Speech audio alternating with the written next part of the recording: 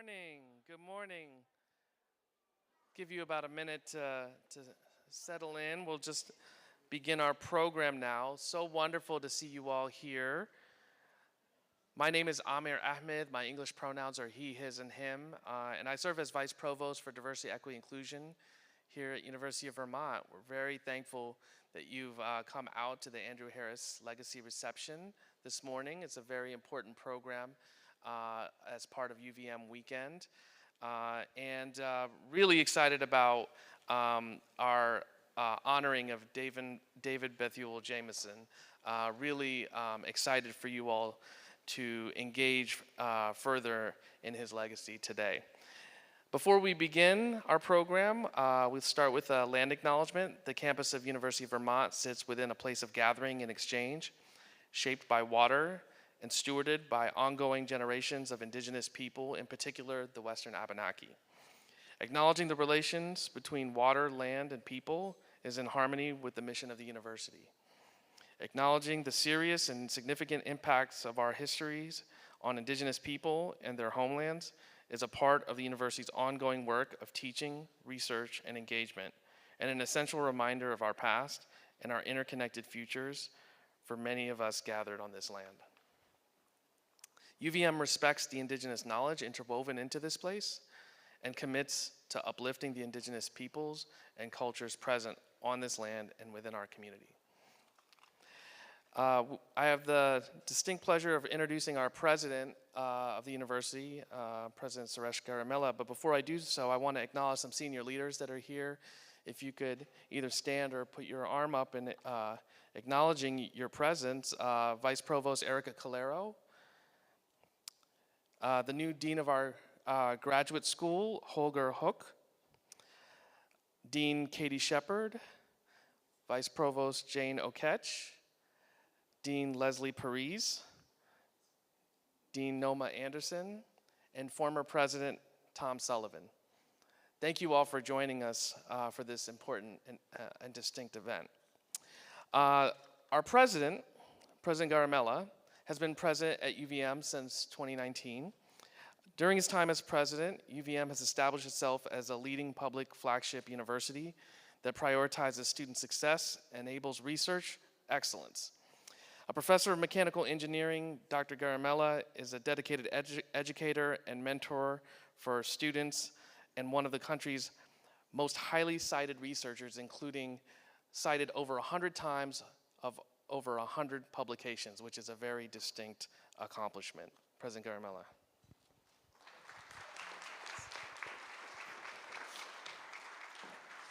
Thank you, Amir.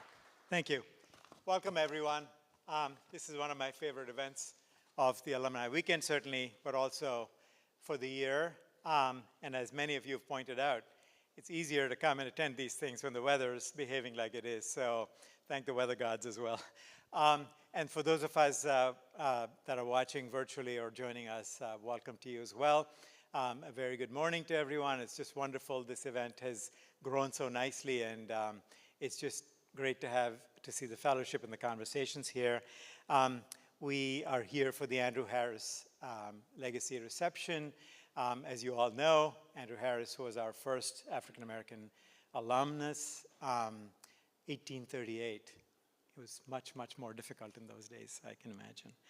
And this celebration for today, it actually connects Andrew Harris's legacy of, sort of fierce opposition to racism and abolitionism to what David Jameson's done. So there's a long gap between them, but there's a thread that goes through all of that. So I've been here my 5th year, and so many times I climb up those stairs and I see the painting there, the artwork, and it's almost impossible to ignore. Every time I sort of pause and think about what went into having that, sort of expressing oneself that way. And I'm really, really pleased that today Peter Stebbins, the surviving partner of David and UVM alum, is here, and John Sama is here, who was Peter's and David's RA, And as it turns out, Wanda's RA as well. So there's this interesting thread that runs through these things. And I'm looking forward to hearing more about David, learning more, and celebrating with you all. I want to share that this is an exciting moment for inclusive excellence efforts at the University of Vermont. The team, Ahmed and his team, have over the last 18 months, 2 years, really been engaged across the entire campus, faculty, staff, students, community members, and used a very data-driven approach to come up with an inclusive excellence plan, a comprehensive plan. We recently, in the last year, had the board approve our campus plan for our physical spaces, a comprehensive sustainability plan for how we'll get to net zero within, by 2030. It's a very ambitious, very immediate plan. And we will take this plan to the board in a couple of weeks, to the Board of Trustees. And so this comprehensive inclusive excellence plan will stand alongside those plans as a crucial sort of driver for the future of Vermont and for all things in the space that we all care so much about. So it's an exciting time, and if you've not, I guess you probably haven't seen it if you've not been involved with the process, but it's been fine-tuned right now. We'll bring it to the board. You're welcome to attend the board meeting. Those are public meetings. And I cannot wait for it to be posted and recognized as our direction. The thing I'm most excited about our efforts over the last 2 years is that we're learning how to inject more accountability into the process, that everyone feels like they have a role to play, and that there are metrics and that we're tracking where we're going. The surveys, the Provost Prelock has inserted these goals into what she calls academic success goals for each of the colleges. So it's going to be much more data-driven, much more sort of accountability-oriented, and I'm hoping that we all sort of reap the benefits of this thing in the coming years, and you'll all see what it means. So congratulations, certainly, to the organizers of this event and of the plan. I know so many were involved in this. I won't call out names because otherwise I'll leave out some. Thank you to the jazz band for the great music. It was really wonderful. And I want to, there you go. And I want to also welcome Leslie Wells, who obviously is such a big part of our history as well. She'll be here to recognize our annual McCroy Award winner. She's the daughter of our colleague, Larry McCroy, who was Associate Dean Dean of Nursing and Allied Health. And we recently started an award in his name. So congratulations in advance to the winner. I'll let the winner be introduced separately. So just want to thank you all for being here. And I'm proud of the commitment to diversity, equity, inclusion, belonging, all those words. They mean something, and we're deeply committed to that. And I think the legacy, starting with Andrew Harris, going through David, in between and since, and what's to come, is critically important. We're all committed to it, and we should all hold ourselves accountable. So thank you all for being here, and I look forward to the rest of the presentations. Thank you.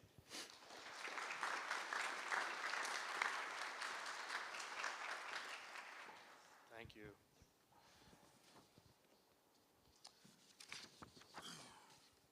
Hi, my name is Christopher Koitsar. I'm an assistant professor here at University of Vermont in the art department. I had the pleasure of speaking with Peter right before this talk, and it was really an honor to hear what he had to say about David. And also, I want to thank Sandy and Sherwood for inviting me to speak. I want to start off by quoting Alice Walker, author of The Color Purple and In Search of Our Mother's Gardens. She writes in one of her essays, "We are a people who do not throw their geniuses away. And if they are thrown away, it is our duty as artists and as witnesses for the future to collect them again for the sake of our children, and if necessary, bone by bone." As we look at the history of Black activists, women and men, who break down physical, emotional, concrete, and abstract imbalances of power, They do so in the face of adversity, in the face of erasure, committing to a lifetime of building their voices off of the voices of their ancestors, yet recognizing that in their lifetime, like their ancestors, they may be silenced. They may disappear from the annals of history. To create impactful work, to be impactful in a revolutionary sense, also requires active participation with the community, under a guided understanding that aligns us closer to the principles of communal actualization, in the de- and reactivation of institutional coda and societal structure, in the space where actions in the world reflect a guided momentum from within, connected to how we actively engage with each other. I look at someone like Andrew Harris, who had to operate in Vermont, as many Black people do, in quasi-isolation from their community. There just hasn't been and never was a large community of Black folk in Vermont. Still, he was a man of constant activity and tremendous energy, who devoted his short life to what at the time was a truly radical cause of racial equality in America. His untimely death of fever in December 1841, at the age of 27, is one of the only reasons he's not remembered as a significant figure in African American history. But it seems regardless of his capabilities, he had a tough time as a lone scholar here at UVM. As noted by Kevin Pierce Thornton in Vermont's Forgotten Abolitionist, quote, "The majority of the class refused to attend graduation if Harris was allowed the privilege that every graduate received in those days. The administration caved on that, and Harris was unable to attend his own graduation," end quote. I just want to note this because in many respects, one's lonerism gets juxtaposed with both passive and active forms of racial aggression. And it's why so many great Black people feel forced to leave Vermont, or in many respects, feel positioned to become activists in their own rights. When I first passed David's work in the stairwell below us, I was intrigued by the power of its expression. And you can tell by his work that he wasn't a quiet man.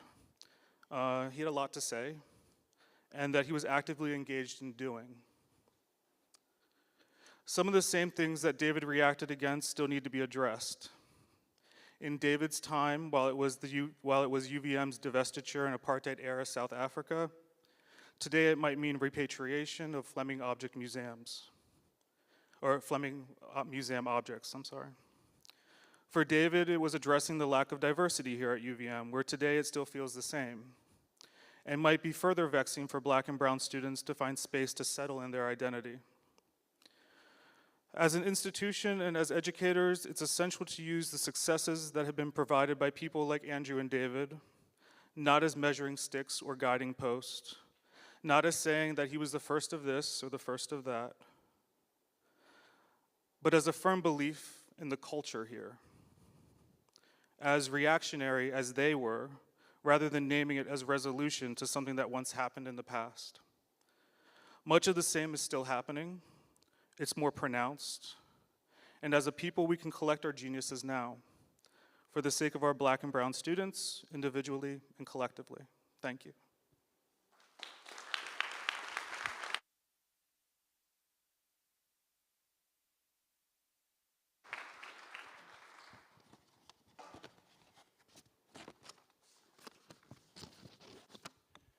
So a few people have asked me this. Who here in this room knew David when he was here? If you can stand, actually. I'd like to just see how many of you there are.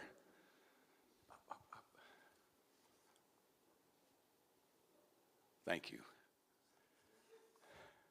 Thank you. Good morning, everyone. My name is John Sama, and I use he, him, his pronouns. I work presently in the Office of the Vice Provost for Academic Affairs and Student Success, but most of my career at UVM was connected with the Living Learning Center and residential learning communities. I served as director of those for a long time, and that's how I met David. I met him in the fall of 1983 when he was a first-year student, and that was my senior year at UVM.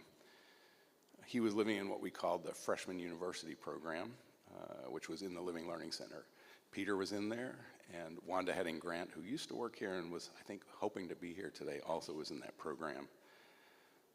That program was a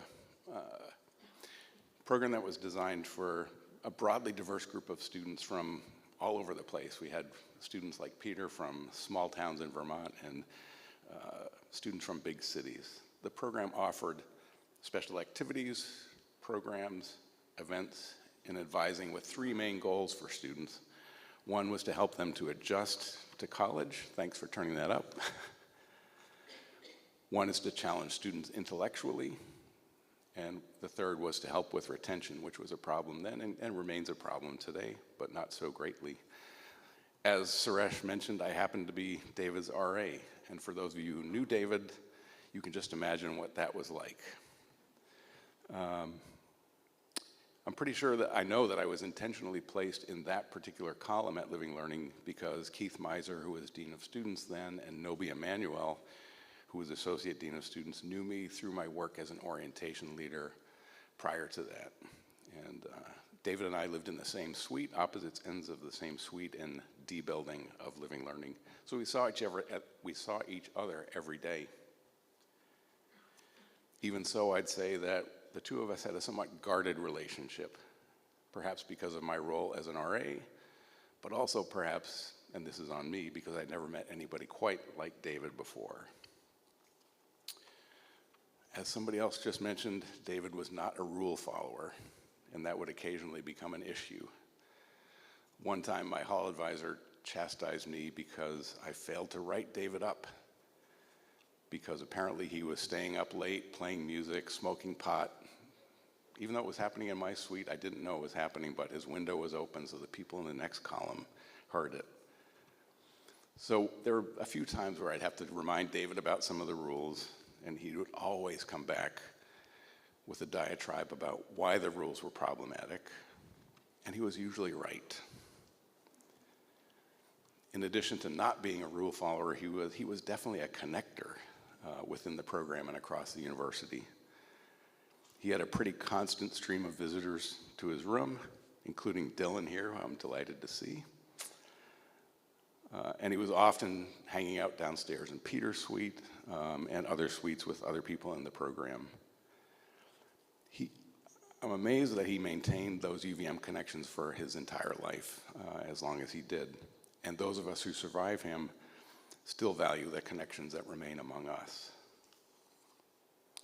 One thing that David and I did have in common was that neither of us was committed, as we should have been, to our academic pursuits. For me, social activities and student leadership opportunities were more important when I was an undergraduate. As for David, my impressions were that his priorities were building deep friendships, creating thought-provoking and very often provocative art, challenging the institution and its leadership around issues of diversity. I remember the door to David's room was just covered completely in his art. And I have to admit, I didn't always get it, but if I wanted to ask him about it, he'd be happy to talk to me about it. I began working at UVM right after I graduated and as David entered his sophomore year. So I continued to see him occasionally. He had really ramped up his activism at that point and was involved in some of the Waterman and President's Office occupations. Last week I spoke with Nobi Emanuel, who was the Associate Dean of Students then, and Nobi really talked about how important and influential David was in the negotiations that took place during that occupation and the agreements that were eventually made with the UVM administration. Nobi remembered that David and then President Laddie-Corr had a mutually respectful and trusting relationship. There's a great photo of David and Laddie. I think, Ann, you took that maybe? There's a Cynic article. If you follow the links to this event, you'll find one, and there's a great picture of David and Laddie at the entrance to the president's wing. And I remember that because I was there when that was happening. Turns out that David and I also had another thing in common that we didn't know about initially. I was deep in my own closet when I was a student, and I didn't know that we shared a particular common identity until our paths crossed at Pearls a couple of years later. Pearls was Burlington's, I think, first, and I'd say legendary gay bar. That was very important to so many of us who came out in the 1980s and 90s. I'll never forget the first time we crossed paths, we met at Pearls. David just looked at me and said, "Well, John, Sam, fancy meeting you here." This was also a time when HIV and AIDS was prevalent, including in the Burlington community, and many of us were scared as we watched and started to lose close friends to this disease. Unfortunately, David would also be taken too soon from us by complications from HIV and AIDS. After David died, with the help of Peter, we were able to host an exhibit of his work at the Living Learning Center Gallery. The Fleming Museum has also hosted an exhibition of his work, and as Suresh mentioned earlier, as you leave this event today, if you didn't catch it on the way up, stop halfway down the stairs and take a look at his work. That's a permanent installation. Thank you, Pat Brown. It's been here since the Davis Center opened, so it's not up just for today, but it's a provocative and important work. It wasn't until I started to think about framing my remarks for today that I realized just how strong and influential David was as a leader. His leadership has had a long-lasting impact on generations of UVM students and, indeed, generations of UVM faculty and staff. In my current job here, just to give you an example, I help to manage the Catamount Core curriculum, which is UVM's general education curriculum. Now, when I was a student at UVM, there was one requirement that applied to all students across the entire institution, and that was 2 credits of physical education. The diversity requirement was the first real university-wide curricular requirement that the university implemented, and it had its early roots in the activism and the agreements that came out of the Waterman takeovers that David was involved in part because of David and many others, UVM students can now choose from among 60 D1 courses that focus at least 75% of their content on issues of race and racism in the United States, and more than 130 Diversity 2 courses that explore diversity of the human experience. Every student at UVM has to take 2 of these courses to graduate. Much more important than physical education, I think. As I was preparing my remarks, I pulled out this poster, which I purchased from David in 1991. I was working at the Living Learning Center then, and he stopped by to see if I wanted to buy one. I had no idea kind of what financial shape he was in and why he was selling his art, but I've kept it with me in every office change and every job change.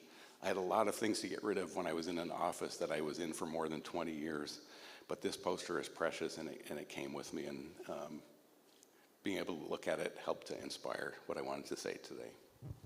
So I'm really grateful that he stopped by.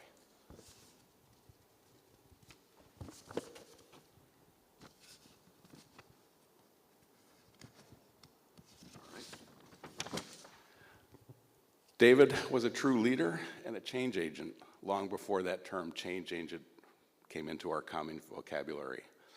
I am personally grateful to David for all that he has taught me and the influence that he has had on the work that I've done at UVM for the past 39 years.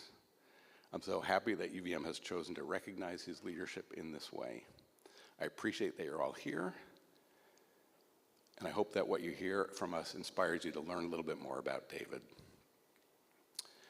So now, I want to pass it on to the person that really knows David better than anyone in this room, Peter Stebbins.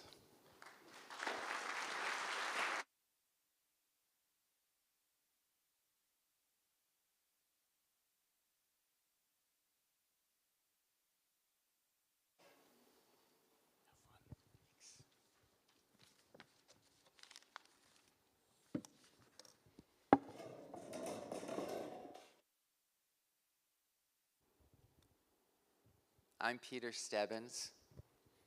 I guess I'll start with my earliest memory with Dave Jameson. I grew up in East Sheldon, Vermont on a farm, and when I came to UVM, I was in Living and Learning as well, in the writing suite, D, middle column. Dave Jameson was upstairs, and our suite was mainly upperclassmen, and they were writers and musicians, and it was a hub.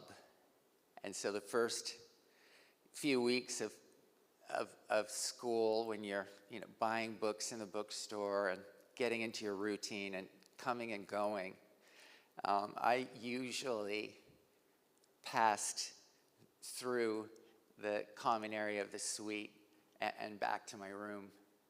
And one day when I was doing so, first, I knew Bob Dylan, but it was obscure Dylan. And I was just getting comfortable enough to assert myself. And I came in and heard obscure Bob Dylan and said, "What are you listening to?" And of course, everyone looked at me. But then, not long after, Dave was expounding on Picasso's Les Demoiselles d'Avignon. And I had happened to buy that postcard. And I shared that.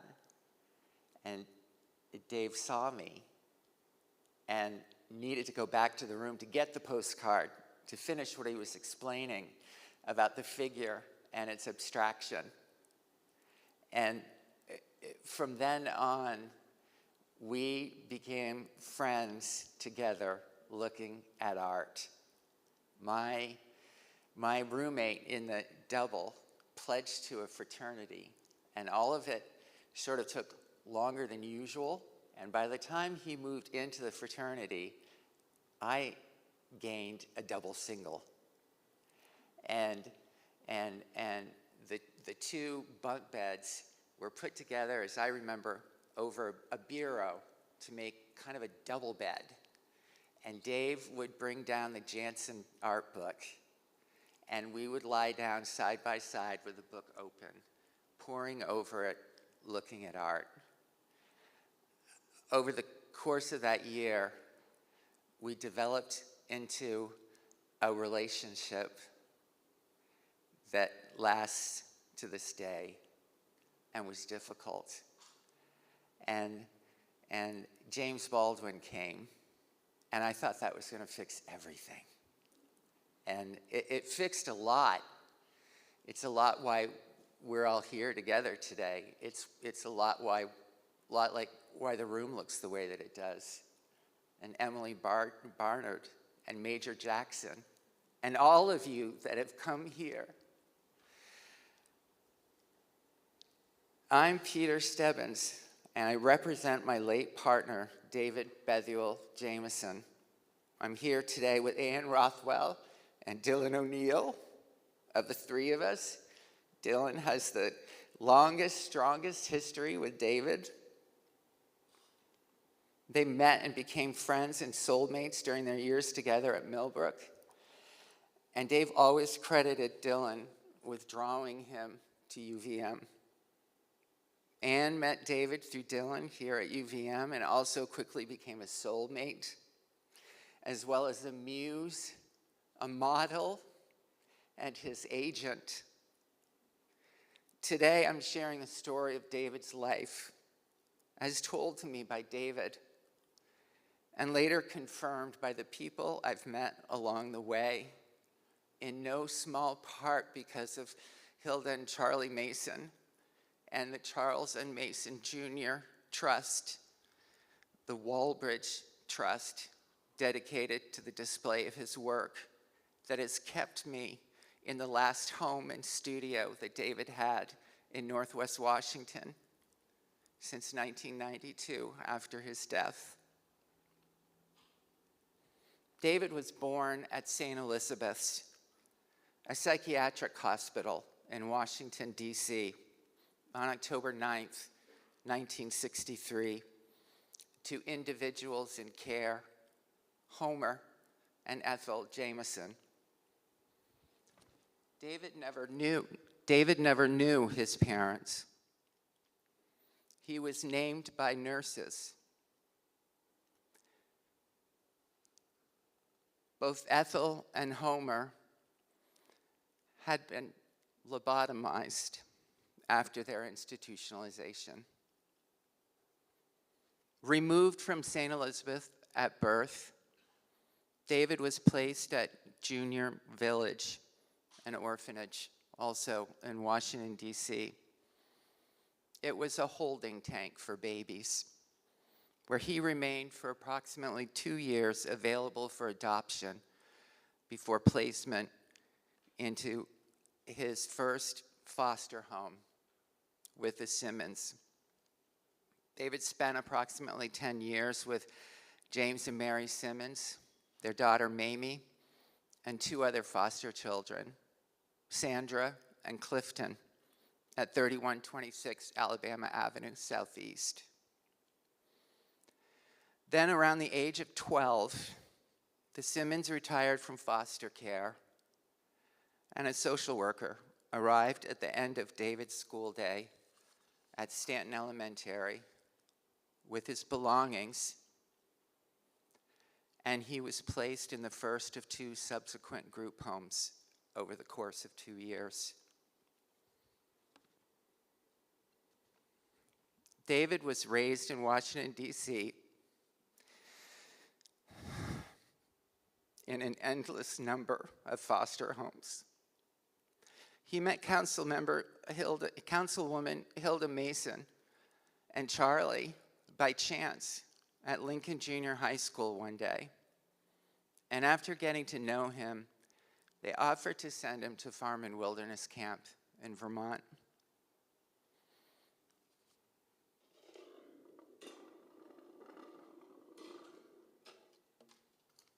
Charlie gave me his World War II backpack and an old down sleeping bag that kept me in a continual cloud of feathers. They put me on the train to Vermont. It was the first time I had been outside of the city. David goes on to say that he expected snow-capped mountains when he stepped off the train. But what sticks in his memory from that first moment he set foot on Vermont soil was the smell. I could breathe for the first time. The air was incredibly clear. David loved his summers at Saltash Mountain, and when it was time to go to college, he enrolled at the University of Vermont. Dave always credited Dylan O'Neill and other friends from Millbrook for convincing him to go to the University of Vermont. During his years at UVM, he was a student, an artist, and an activist, playing pivotal roles in the anti-apartheid movement for divestiture, the struggle for diversity, the reestablishment of the Black Student Union, and both Waterman takeovers. He studied American history and exhausted the art curriculum. Art is something that chooses you, David told me. His introduction to the natural world through Farm and Wilderness was very important. Although his art is very abstract, David said he takes cues from nature, the color of flowers, the shapes of leaves. When I hit a stale spot, it just seems I'm tired of seeing the things I'm seeing. When this happens, I go camping. It revives my vision. He brought James Baldwin to speak at UVM in 1985, one of his last public speaking engagements, before his death in 1987. David learned of his HIV status in the summer of 1990, and in the fall of 1991, David Bethuel Jameson left Burlington for the last time, traveling south to his studio and home in Washington, driven by Dylan. When asked what his advice would be to young people, he was very clear. Options should include things you want to do. Find out what you're passionate about and follow it. Usually passionate things are pretty positive. A person gets pulled in negative ways, but you must resist that. Society tells us we have to have materialistic things. Greed is a terrible thing. It makes you overlook a lot of things. But to be passionate about something, now that's really satisfying.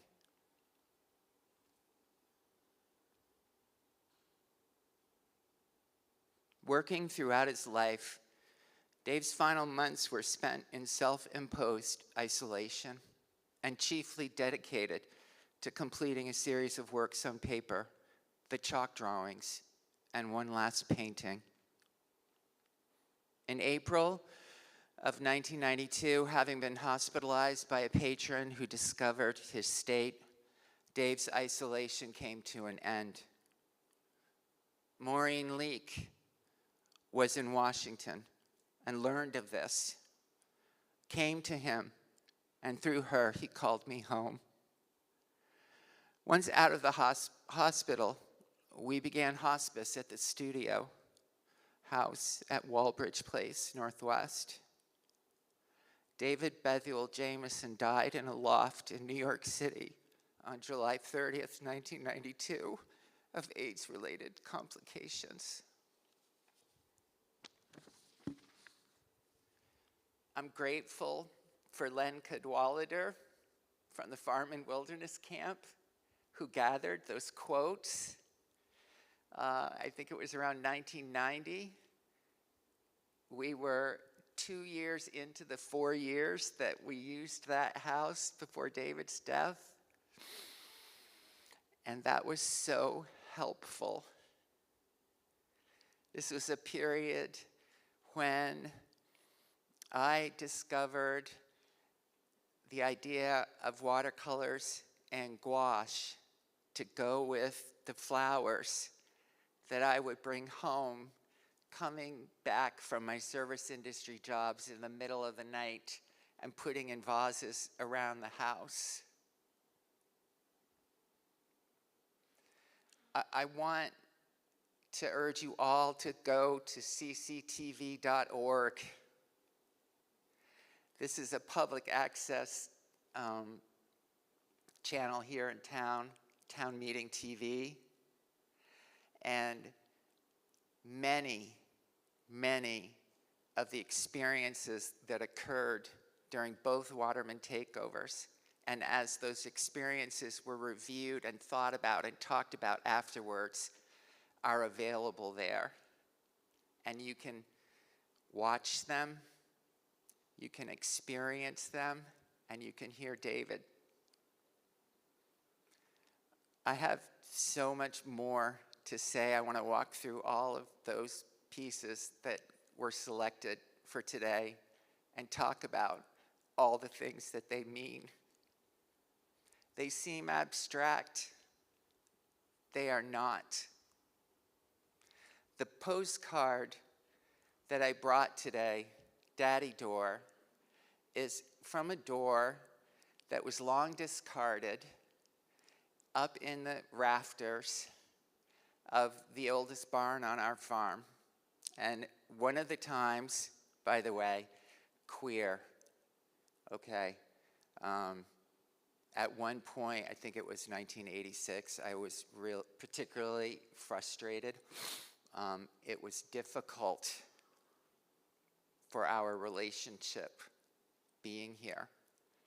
And Dave said, "Pete, I'm gay, straight, black, and white. Get used to it." And 1985 ended badly, and 1986 was a year off for me. And at the end of 1986, Dave and I came together again to once again salvage our relationship. And he came up to the farm, and I shared with him the folklore that came to me through Ernest Tanner, who had been an overseer of the poor at the Poor Farm in Bakersfield. This is part of how Vermont's indigents had been dealt with. And Ernest told the story of a black man who had lived where the cellar that our neighbors had long used for a dump had been located. And we went down to the dump, and Dave salvaged an old rusted bicycle, and he mounted it on a discarded door from this barn, and he coated it in plaster that had a little bit of glitter in it. And then in that oldest building on our farm, there is a storage area up above the milk room and the young cattle area, and he took another door and he painted a painting on it and called it Daddy. That's the postcard. Please take one. Listen to cctv.org. Delve deeply. Sankofa.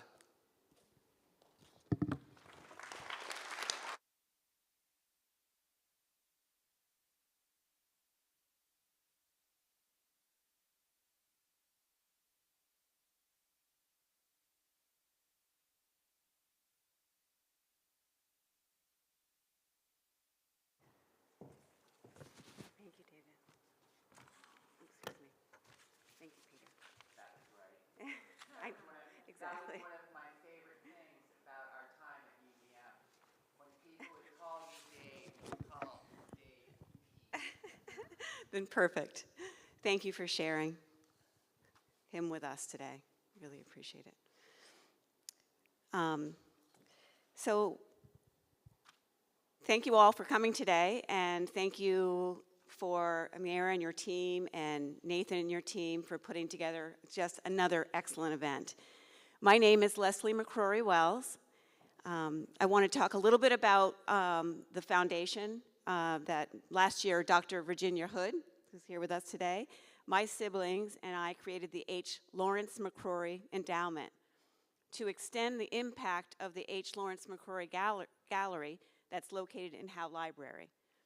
With the help of the UVM Foundation, Vice Provost Ahmed's Office of Diversity, Equity, and Inclusion, and many wonderful donors, we sought to breathe into existence a perpetual legacy honoring my dad's many contributions to this campus. The endowment promises to carry forward my father's vision of a more diverse institution and hopefully to encourage the campus community to fight against racism and oppression of all forms, to foster equity in all areas, and to be a safe place for all to learn and thrive. I want to just talk a little bit about what the award is that we are here to bestow on this wonderful, wonderful nominee. And hold on one second, because I want to get the proper. Do you have that letter? Could I just grab it from you? Sorry.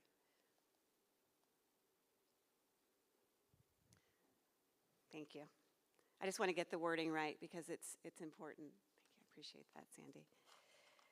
So the Dr. H. Lawrence McCroy Award is named in honor of my father and his distinguished 27-year career, whose leadership in the promotion of educational excellence, diversity, equity, and inclusion, and strategies for combating racism were rooted in a profound belief that UVM could be a model institution in these areas. The Dr. H. Lawrence McCroy Award is for faculty or staff of color who demonstrate a commitment to inclusive excellence, for those from underrepresented and marginalized backgrounds whose work shows a lasting legacy of efforts towards equity, justice, and inclusion. The recipient of this award, I actually met him just today, and it reminded me of the beginning when my dad was first on this campus, working hard to try to make a change. The difference is, I think, is that there are many pockets in this university and a lot of efforts that are moving to bring everything together. And it's incredibly hopeful and to see that that's happening. I am honored to present the second annual Dr. H. Lawrence McCroy Award for Inclusive Excellence to Professor Miller Celestin. Thank you.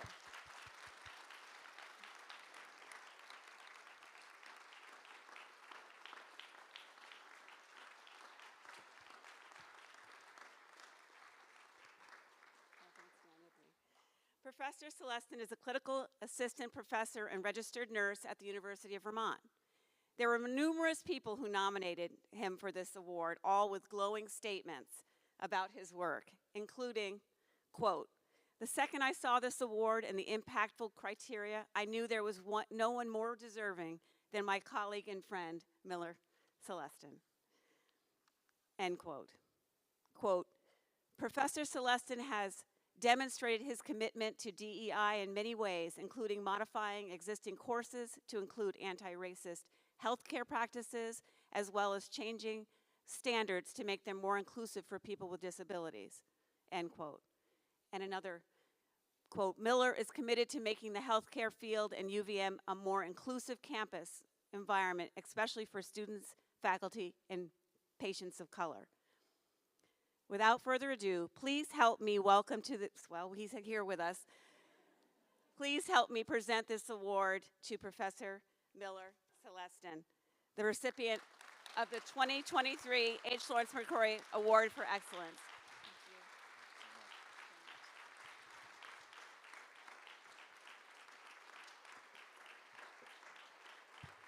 Thank you. Thank you.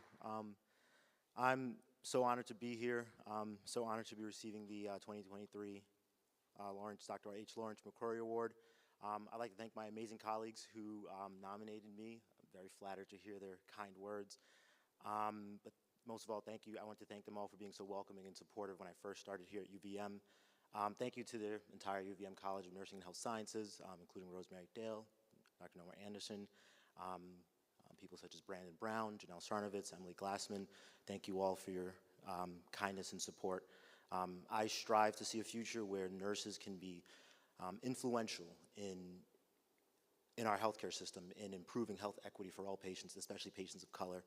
And I also strive to create a space for students of color where their professional and personal identities can be affirmed. And I'm inspired to do this by Dr. H. Lawrence McCroy's story.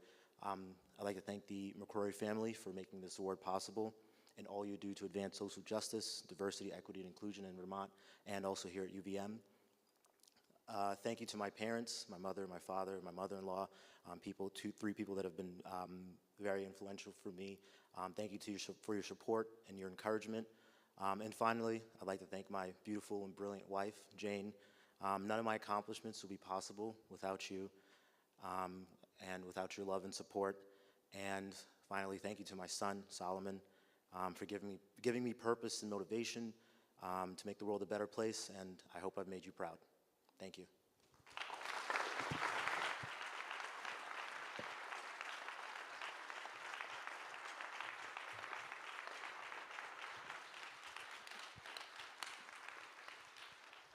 Congratulations, Professor Celestin. Thank you, Leslie, and the McCroy family for continuing to contribute to Dr. McCroy's legacy. I think it's fitting that Larry was a former dean of the College of Nursing and Health Science, so it's really a synergistic moment. And Peter, thank you so much for sharing your story and all of the beautiful, powerful legacy that David has left for all of us to stand on the shoulders of. I want to thank the Office of the Vice Provost for DEI that worked together to create this space today. I want to thank Sarah Mell, I want to thank Dr. Sherwood Smith, Paul Yoon, Krista Walter, Jean Nauheimer, and most of all, I want to thank Sandy Bermazan, who is our lead organizer on this program, who does an amazing job. Thank you so much, Sandy.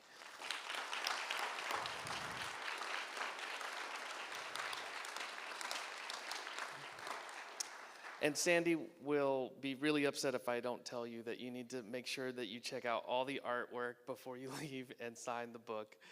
But I want to say one last thing before we close, which is that President Gary Mellon mentioned that we're in a unique moment where we're about to launch the university's comprehensive DEI plan in a couple weeks.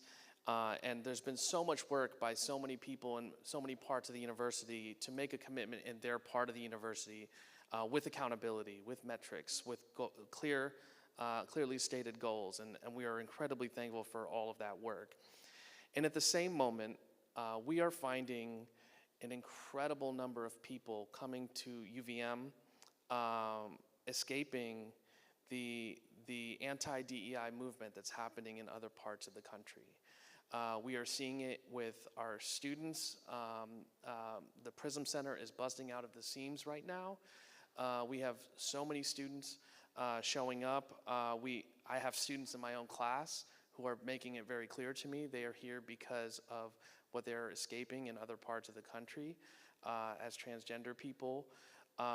We have the most diverse incoming racially, ethnically faculty that we've ever had coming in this year for a number of reasons, but it includes the fact that Vermont is a place in which many of our faculty can advance their research in ways that is increasingly under threat and not even possible in certain states. And so it would be remiss for me to not speak to the poignancy of the moment, of how important it is for us to honor this work, this legacy that we stand on. And I have to acknowledge Dr. Wanda Heading-Grant, whose shoulders I stand on. And that this work has never been more critical than it is right now for the University of Vermont to be a beacon in a country in which so many people's identities are under attack. And so to whatever degree you can support our work here at University of Vermont on advancing DEI, whether it's through your time, energy, resources, whatever it might be, contributing to the endowment, we need your energy, we need your commitment, we need your support because it takes all of us. So thank you so much for all the work you're doing. Thank you for your time this morning and being invested in the Harris legacy. We have the Martin Luther King keynote in January. I got to make sure I give you those dates. January 25th, Thursday, January 25th. And then we have the Inclusive Excellence Symposium, March 18th to 22nd. So those are our signature events out of our office each year. We really hope that you continue to support those efforts as well. Have a great rest of your Sunday. Thanks so much.